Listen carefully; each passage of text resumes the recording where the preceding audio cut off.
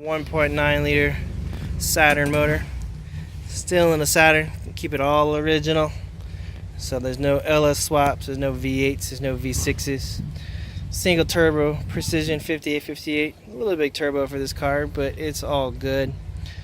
I have CP pistons here that are 80 over. I have some scat rods, a Golden Eagle sleeve block, port and polish head, and some chopstick turbo cams.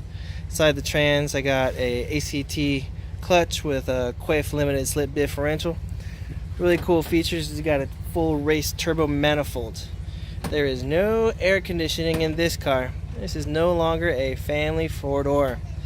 I have solid motor mounts right there. I have two mounts underneath on the transmission mount.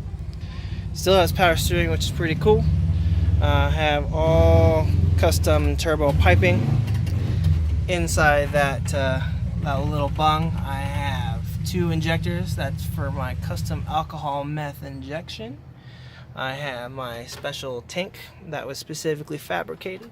Comes all the way down. You can put alcohol or meth in there, so it's all within the tune.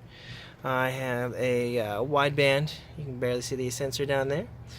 Down here I have a catch can. You got to catch the oil and relieve the crankcase pressure. On here I have special coil packs from Electromotive. This computer system is a full standalone fuel management system through Electromotive. This is probably going to be one of the better computer systems that I've ever set up on a Saturn. I've run full synthetic oil, so you got to worry about the engine breakdown.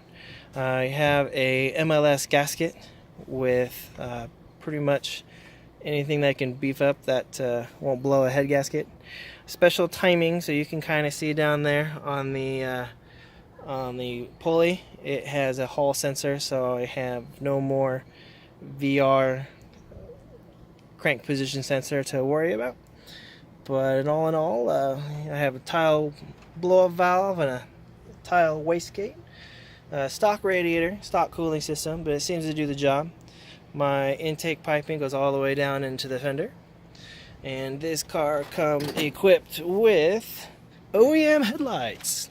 I did upgrade to LEDs, so I have a couple little cool lights when I'm at night.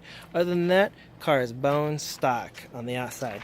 Except for this fancy, big old, huge intercooler that is quite noticeable. Been contemplating painting it black, just so that it can maintain the sleeper status. So on here, I kept it stock height. Reason I did that is because I wanted it to remain a sleeper. So it does not have any type of lowering springs. It is all new suspension, all new brake rotors, brake pads. I upgraded the lower control arms and the tie rod ends. I even went ahead in the back and converted the back brakes to disc as well. You can't really see it because they're behind the stock wheels, which keeps the car looking like a sleeper. Also retrofitted it with a MagnaFlow exhaust, 3-inch exhaust piping all the way to the turbo. There is no catalytic converter or any type of smog equipment. This is not a street car, so I don't have to worry about that kind of stuff. All stock rear end. The spoiler is a factory spoiler.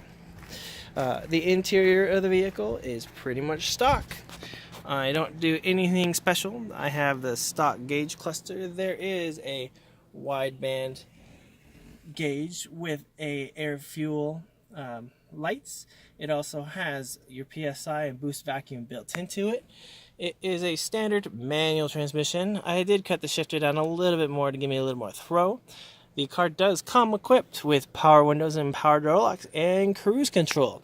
Fortunately, the cruise control does not work because, well, I disconnected everything stock. Back seat looks like a standard back seat. I don't have any type of interior removal. Everything that comes factory on the car is still on the car.